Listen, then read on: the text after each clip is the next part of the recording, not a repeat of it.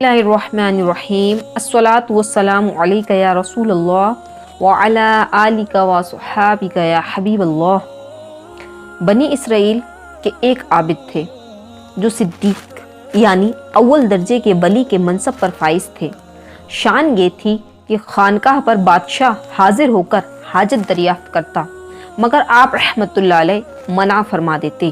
اللہ عز و جل کی طرف سے آپ رحمت اللہ تعالی علیہ کی عبادت خانے پر انگور کی بیل لگی ہوئی تھی، جو ہر روز ایک انوکھا انگور اگاتی تھی کہ جب آپ رحمت اللہ علیہ اس کی طرف اپنا ہاتھ مبارک آگے بڑھاتے تو اس میں سے پانی ابل پڑتا، جسے آپ رحمت اللہ علیہ نوش فرما لیتے۔ ایک دن مغرب کے وقت ایک نوجوان لڑکی نے دروازے پر دستک دے کر کہا، اندھیرا ہو گیا ہے، میرا گھر کافی دور ہے، مجھے رات گزارنے کے لیے اجازت دے دیجیے۔ آپ رحمت اللہ تعالی علیہ نے ترس کھا کر اسے اپنی خانقاہ میں پناہ دے دی۔ رات جب گہری ہوئی تو وہ ایک دم گلے پڑ گئی کہ میرے ساتھ منہ کالا کرو، یہاں تک کہ اس نے اپنے کپڑے اتار دیے۔ آپ رحمت اللہ تعالی علیہ نے فوراً آنکھیں بند کر لی اور اس کو کپڑے پہننے کا حکم دیا، مگر وہ نہیں مانی بلکہ برابر مطالبہ کرتی رہی۔ آپ رحمت اللہ تعالی علیہ نے مضطرب ہو کر یعنی بے چین ہو کر اپنے نفس سے پوچھا، اے نفس تو کیا چاہتا ہے؟ اس نے کہا، خدا کی قسم میں تو اس نادر موقع سے فائدہ اٹھانا چاہتا ہوں۔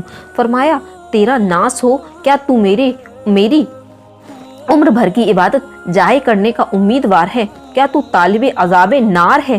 کیا تو دوزخ کے گندھک کے لباس کا خواستگار ہے؟ کیا تو جہنم کے سانپوں اور بچھوؤں کا طلبگار ہے؟ یاد رکھ، زانی کو منہ کے بل گھسیٹ کر جہنم کے گہرے غار میں جھونک دیا جائے گا۔ مگر اس بدنیت لڑکی کے ساتھ ساتھ نفس نے بھی برابر اپنی تحریک جاری رکھی۔ آپ رحمت اللہ علیہ نے اپنے نفس سے فرمایا، چل پہلے تجربہ کر لے کہ آیا تو دنیا کی معمولی آگ بھی برداشت کر سکتا ہے یا نہیں۔ یہ کہہ کر آپ رحمت اللہ علیہ نے جلتے ہوئے چراغ پر ہاتھ رکھ دیا، مگر وہ نہ جلا۔ آپ رحمت اللہ علیہ نے جلال میں آ کر پکارا، اے آگ تجھے کیا ہوا؟ تو کیوں نہیں جلاتی؟ اس پر آگ نے پہلے انگوٹھا جلایا، پھر انگلیوں کو پگھلایا، یہاں تک کہ ہاتھ کا سارا پنجہ کھا گئی۔ یہ درد انگیز منظر دیکھ کر اس لڑکی پر ایک دم خوف طاری ہو گیا۔ اس کے منہ سے ایک زوردار چیخ بلند ہوئی اور فضا میں گونجنے لگی اور دھڑام سے گری اور اس کی روح قفس انصری سے پرواز کر گئی۔ آپ رحمت اللہ علیہ نے فوراً اس کی برہنہ لاش پر چادر اڑا دی۔ صبح ابلیس نے چلا کر اعلان کیا، اس عابد نے فلاں بنت فلاں کے ساتھ رات کو زیادتی کر کے اس کو قتل کر دیا۔ یہ خبر و بحثت اثر سن کر بادشاہ آگ ببولا ہو کر سپاہیوں کے ساتھ عابد رحمت اللہ علیہ کی خانقاہ پر پہنچا۔ جب وہاں سے لڑکی کی برہنہ لاش برآمد ہو گئی تو عابد رحمت اللہ علیہ کے گلے میں زنجیر ڈال کر گھسیٹ کر باہر نکالا گیا اور پھر سپاہیوں نے خانقاہ کی اینٹ سے اینٹ بجا دی۔ وہ عابد رحمت اللہ علیہ صبر کا دامن تھامے رہے، یہاں تک کہ انہوں نے اپنا جلا ہوا ہاتھ بھی کپڑے میں چھپائے رکھا اور کسی پر ظاہر نہ ہونے دیا۔ اس وقت دستور یہ تھا کہ زانی کو آرے سے چیر کر 2 ٹکڑے کر دیا جاتا تھا۔ چنانچہ بادشاہ کے حکم سے عابد رحمت اللہ علیہ کے سر پر آرا رکھ کر ان کے بدن کے 2 ٹکڑے کر دیے گئے۔ عابد کی وفات ہو جانے کے بعد اللہ عز و جل نے اس عورت کو زندہ کیا اور اس نے از ابتدا تا انتہا ساری رودات سنائی۔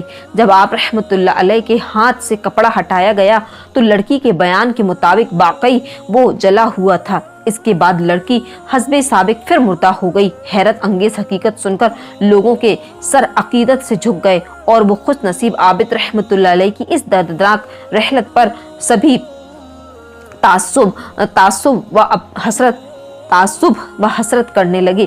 جب ان کے لیے قبر کھودی گئی تو اس سے مشک و عنبر کی لپٹیں آنے لگیں۔ جو ہی دونوں کے جنازے لائے گئے تو آسمان سے صدا آنے لگی، یعنی صبر کرو یہاں تک کہ ان پر فرشتے نماز جنازہ پڑھ لیں۔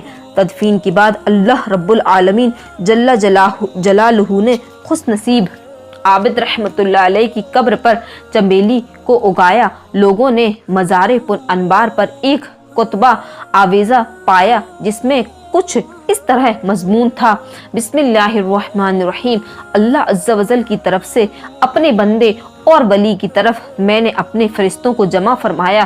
جبریل علیہ السلام نے خطبہ سنایا اور میں نے 50,000 دلہنوں کے ساتھ جنت الفردوس میں اس اپنے ولی کا نکاح فرمایا۔